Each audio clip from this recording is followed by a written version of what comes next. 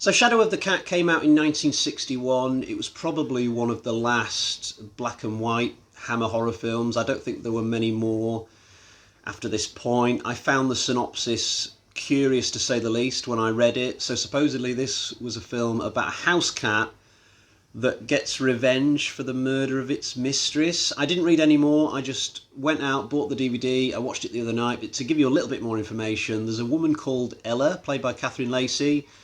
She's a very wealthy woman and she has this big estate, lots of money, and her husband decides to kill her because she's left him out of her will for some reason. Presumably he's just not a very good husband. But he doesn't decide to kill her on his own. He's got like a big gang of co-conspirators. The maid's in on it, the butler's in on it, nieces and nephews, daughter-in-law. It's very unusual in this sort of plot to have such a large gang all come together with a shared purpose. I mean, to be fair, I think 3 of them only get roped into this whole thing about halfway through the movie, but they're still complicit, ultimately. So there's 6 of them, and at first it looks like they're going to get away with it, but then they start to die because of the cat. They all hate this thing. And one by one, they sort of chase this cat into situations where they will die, but the cat will stay alive. You know what? If I was watching this review and I'd not seen the movie, I'd think to myself, so the house cat kills all these 6 villains just by running around. Is this some sort of comedy?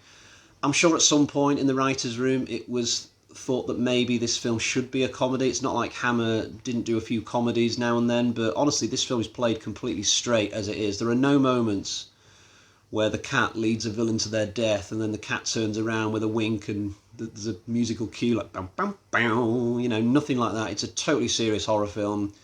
But these villains are just completely stupid. I mean, Home Alone level of dumb. There's one guy who, he's chasing the cat and the cat goes out onto the roof. So the villain goes out there as well, even though it's really slopey and slippy and he falls to his death. There's another guy, he's chasing the cat into some marshes where there's quicksand all over the place. He knows it's there, but he chases the cat anyway, and he ends up drowning in this quicksand because, you know, this is one of those posh stately homes in the best traditions of Hound of the Baskervilles or The Ghoul, where it's really expensive looking and extravagant, but it's also surrounded by quicksand that could kill the owner anytime they're walking the dog. What did we learn in Crocodile Dundee 2? One of the villains in that film quite clearly stated, do not follow the snake into the cornfield. But that is exactly what the villains do in this film. They just chase the cat into stupid situations where they themselves are going to die. Granted, Crocodile Dundee came out way after Shadow of the Cat, but these villains are just silly anyway. So I can only really think that this film is about fate and the idea that eventually, if you do a bad thing, like get involved in murder, you will get your comeuppance. That's the only bit of commentary that I can take away from this film, unless it's just a film about the fact that cats are awesome and you should never ever mess with them. I have some other issues with the story. So the husband character, whose name is Walter, obviously at some point before this film begins, he found out that Ella had written him out of the will, but then apparently he forced her to sign a new will. But I have trouble picturing that. I mean, how exactly did he force a woman of a sound mind to sign a new will? Did he tie her down and just hit her until she agreed to write on the dotted line? I just have real trouble with it. And I keep going back to this question in my head as well of what exactly did Walter do to get written out of this will in the first place? How bad was he as a husband? I'm sure in most countries you can't get written out of a will if you're a wife or a husband. You would be entitled to a great deal of the assets and money anyway, regardless of what was in a will. So again, something that I'm not entirely sure about. This is a very short movie. It's about 79 minutes. Now, when I first read that on the DVD box, I was quite happy about it. I thought to myself, oh yes, this is only 79 minutes. I can watch this and I'll still have time to play a bit of Call of Duty before bed. But once the film was over, I changed my tune because it's just way too short for what it is. There are too many characters in this. There are There are 6 co-conspirators. Then there's a woman called Beth, who is the woman Ella decides to leave her estate to. So she's the star pupil who apparently is worthy of it all.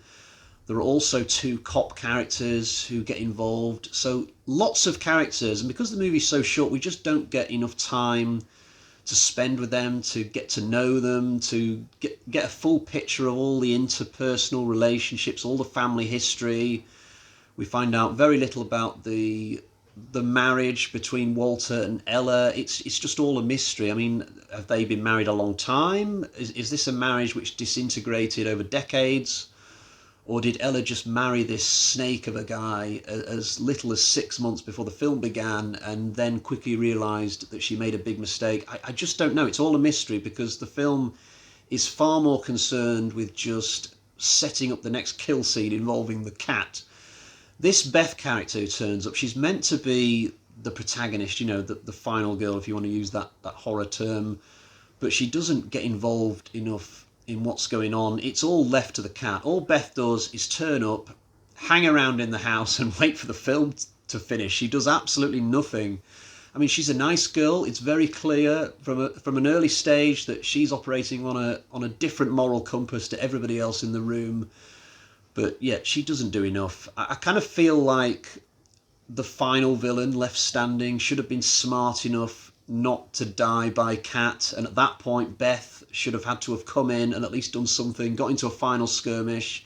I know this is a film mostly about the cat, but the final conflict should have been between Beth and one of the villains, surely, but that does not happen. Beth is just a complete bystander.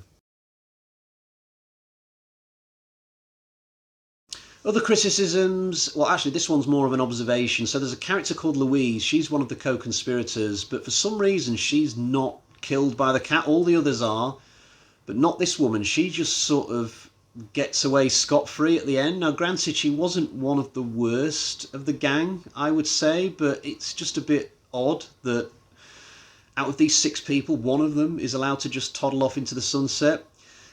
Also, there's a weird epilogue. So Beth decides at the end of this story that she's not going to keep the house. Too many bad memories, so she decides to sell it. And in the final scene, we see this new family turn up. There's a grandfather and a couple of younger people. The grandfather scuttles off into the house, and the 2 younger people sort of say to each other, "Oh, he's getting a bit annoying. We're going to have to see about that will," or something like that. And it's a weird joke to have at the end of the movie that has been completely devoid of jokes. And for that reason, it just fell a little bit flat with me. I was kind of like, oh, that's a bit awkward throwing that in there now. In terms of positive things to say about the movie, I did like the performance of Andre Burrell as Walter. His name stuck out to me on the cast list when I looked at it. I thought to myself, I know that name from somewhere. And it turns out he's the guy who played Watson in Hound of the Baskervilles, second mention of the day for that film. But even though I only saw Hound of the Baskervilles not even a year ago, I did not recognise that it was the same actor at all, because he's playing such a different character in this. I mean, he was a good guy in Hound of the Baskervilles. In this film, he's just a completely horrible scumbag. And I think it's the mark of a really good actor when you can play 2 parts at totally opposite ends of the scale of good and bad and do it so well that I don't even notice that it's the same actor.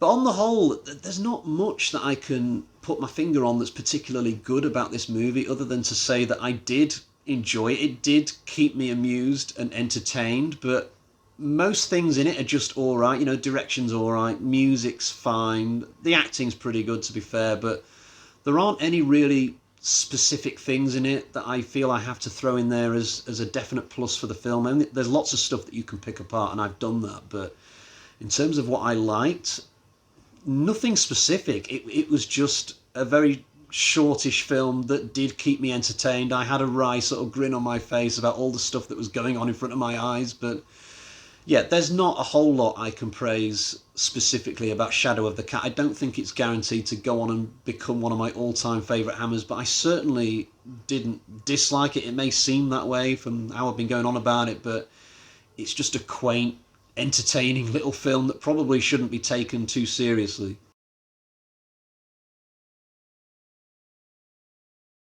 So before I depart, I'll quickly show you the version of the film that I have for this. I've got a fairly vanilla DVD copy. I'm not sure if there are any better ones out there, any Blu-rays, special editions. This is all I could find on eBay. It does have a documentary on it, which I've not watched yet. I wonder if they got to interview the cat. That would be quite fascinating. On the back, this is described as the Forgotten Hammer film. Maybe that is the case, but I guarantee you this is not a film that I will forget for quite some time. So let's get to the bag of terror and find out what sort of score I'm going to give for this.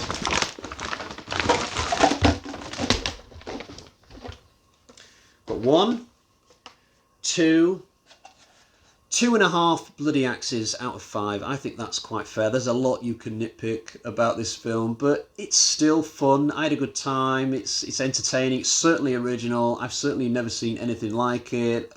As to whether I will ever watch it again, not for a long time, I don't think, but probably at some point I'll just fancy watching this, and I will do.